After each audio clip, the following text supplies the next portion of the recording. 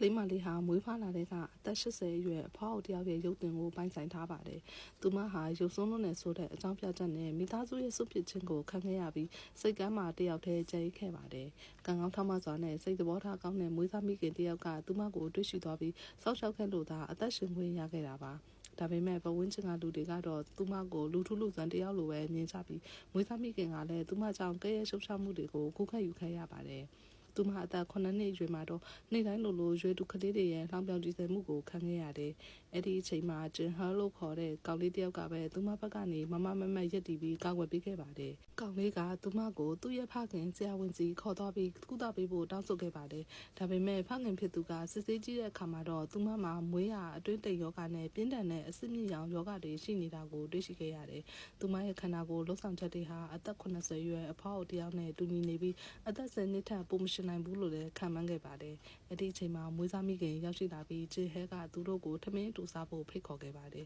။ဒါပေမဲ့ဂျေဟဲရဲ့မိခင်ကတော့နှာခေါင်းရှုံပြီးငါတို့အင်ကိုကဟင်းနေကသူတို့စားတတ်မှာမဟုတ်ဘူး။ခလေးကတော့နားမလည်ပေမဲ့လူကြီးကတော့နားလည်မှာပါလို့စော်ကားတဲ့စကားတွေပြောခဲ့ပါတယ်။မွေးစားမိခင်ဟာဝမ်းနဲ့စာနဲ့သမီးကိုခေါ်ပြီးထွက်လာခဲ့ရတယ်။အင်ကိုပြောင်းတဲ့အခါမှာမိန်းကလေးကဂျေဟဲရဲ့မိသားစုကသူမကိုသဘောမကျမှနဲ့တူတီတော့တငယ်ချင်းကိုဆုံးရှုံးရမှာကိုကြောက်လန့်နေခဲ့တာပါ။ဒါပေမဲ့မထင်မှတ်ထားပဲနဲ့နောက်တစ်နေ့မှာဂျေဟဲကပြန်ရောက်လာပြီးသူတို့နှစ်ဦးဟာအရင်နေ့ဆုံးတငယ်ချင်းတွေဖြစ်သွားကြပါတယ်။လူတိုင်းကသူမအသက်10နှစ်မှာတိတ်ဆုံးနိုင်မယ်လို့ထင်ထားပေမဲ့ထူးဆန်းစွာပဲသူမရဲ့ခန္ဓာကိုယ်ဟာတစ်နေ့ထက်တစ်နေ့ပုံမှုနုပြိုလာပါတယ်။အသက်18နှစ်အရွယ်မှာတော့ဂျင်ဟဲဟာသူ့အိမ်မက်မက်ခဲ့ရတဲ့တက္ကသိုလ်ကိုအောင်မြင်ခဲ့တယ်။သူဟာဒီသတင်းကောင်းကိုမိန်းကလေးကိုအရင်ဆုံးပြောပြပြီးပညာသင်ပြီးပြန်လာရင်သူမရဲ့ယောဂကိုကုသပေးမယ်လို့လည်းကတိပေးခဲ့တယ်။မိန်းကလေးကတော့ဝမ်းနဲ့နေပေမဲ့သူ့အတွက်ဝမ်းသာပေးခဲ့ပါတယ်။နောက်တစ်နေ့မှာဂျင်ဟဲကမိန်းကလေးကိုသူ့ရဲ့အောင်ပွဲခံစပွဲစီကိုခေါ်သွားခဲ့ပါတယ်။ဂျင်ဟဲကိုသဘောကျနေတဲ့မနာလိုတဲ့မိန်းကလေးကတော့မိန်းကလေးကိုမြင်တဲ့အခါမှာအရန်ဒေါသထွက်သွားပါတယ်။ဒါပေမဲ့ဂျင်ဟဲကတော့ဒီလိုပြောစရာကောင်းတဲ့အချိန်လေးမှာမိန်းကလေးမရှိလို့ပဲဖြစ်မလဲလို့ပြောခဲ့ပါတယ်။အဲ့ဒီမနာလိုတဲ့မိန်းကလေးကမနာလိုစိတ်နဲ့ဂျင်ဟဲရဲ့တက္ကသိုလ်ဝင်ခွင့်စာရွက်ကိုတိတ်တဆိတ်ဆုပ်ဖြစ်ပစ်လိုက်ပြီးမိန်းကလေးကိုအကူအညီတောင်းတယ်လို့နဲ့အဲ့ဒီတက်တာကိုယူခိုင်းလိုက်ပါတယ်။မိန်းကလေးကဘာမှမသိပဲယူလာပေးတဲ့အခါမှာတက်တာထဲမှာစုပ်ပြဲခံရတဲ့စာရွက်ပိုင်းစားတွေကိုမြင်ပြီးလူတိုင်းကမိန်းကလေးရဲ့လက်ချက်လို့ဝိုင်းဝန်းဆွဆွဲကြပါတော့တယ်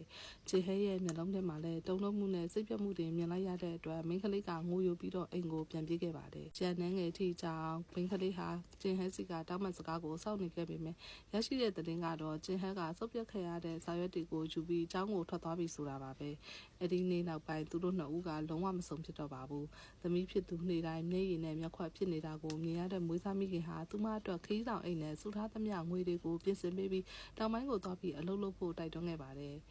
မိန်းကလေးကအမေနဲ့မခွဲချင်လို့ငိုယိုခဲ့ပေမဲ့နောက်ဆုံးမှတော့တင်းမောနဲ့ထွက်ခွာသွားခဲ့ရပါတယ်။ဂျင်ဟဲရောက်လာခဲ့ပေမဲ့မမီခဲ့ပါဘူး။သစိမြေကိုပထမဆုံးရောက်လာတဲ့မိန်းကလေးဟာငွေတွေအလုံးအလိန်ခံခဲ့ရပါတယ်။ကံကောင်းထောက်မှစွာနဲ့လူငယ်တယောက်ရဲ့အကူအညီနဲ့စားတောက်ဆိုင်မှာအလုပ်ရခဲ့တယ်။ဒီနေ့မှာတော့တောက်စားမှုရင်းနေတဲ့ဧည့်သည်တွေကမိန်းကလေးကိုနှောက်ယှက်တဲ့အတွက်အဲ့ဒီလူငယ်ကကူညီပြီးရန်ပစ်ခဲ့လို့နှစ်ယောက်စလုံးအလုပ်ထုတ်ခံခဲ့ရပါတယ်။အဲ့ဒီညမှာပဲအဲ့ဒီလူငယ်ကမိန်းကလေးကိုချေးဆုပ်ခဲ့ပေမဲ့မိန်းကလေးရဲ့ဂျင်ထဲမှာတော့ဂျင်ဟဲရှိနေသေးတဲ့အတွက်သူမကညှင်းပယ်ပြီးထွက်ခွာသွားခဲ့တယ်။နောက်ပိုင်းမှာသူမကကလပ်တစ်ခုမှာအလုပ်ရခဲ့ပြီးအဲ့ဒီမှာသူမရဲ့ဘဝကိုပြောင်းလဲပေးမဲ့သူနဲ့ဆုံခဲ့ပါတယ်။သူမရဲ့အရေးချင်းတွေကြောင့်လုပ်ငန်းရှင်တဦးရဲ့ယုံကြည်မှုကိုရရှိခဲ့ပြီးလက်ယုံတစုဖြစ်လာခဲ့တယ်။6နှစ်ကြာမှာတော့အဲ့ဒီလုပ်ငန်းရှင်ကြီးကသူမကိုချန်ကျိုကရုရဲ့ဥက္ကဋ္ဌအဖြစ်တာဝန်ပေးပြီးဇာတိမီကိုပြန်လုပ်ခဲ့ပါတယ်။တခြားတစ်ဖက်မှာလည်းပညာသင်ပြီးပြန်လာတဲ့ဂျင်ဟဲကနေ့တိုင်းမိန်းကလေးရဲ့အမေစီကိုတွားရောက်လဲပတ်ပြီးမိန်းကလေးရဲ့သတင်းကိုမေးမြန်းခဲ့ပါတယ်။ဂျင်ဟဲရဲ့မွေးနေ့မှာတော့မိန်းကလေးရဲ့အမေကိုပါဖိတ်ကြားခဲ့ပါတယ်။အဲ့ဒီနေ့ဟာမိန်းကလေးရဲ့မွေးနေ့လည်းဖြစ်နေလို့ပ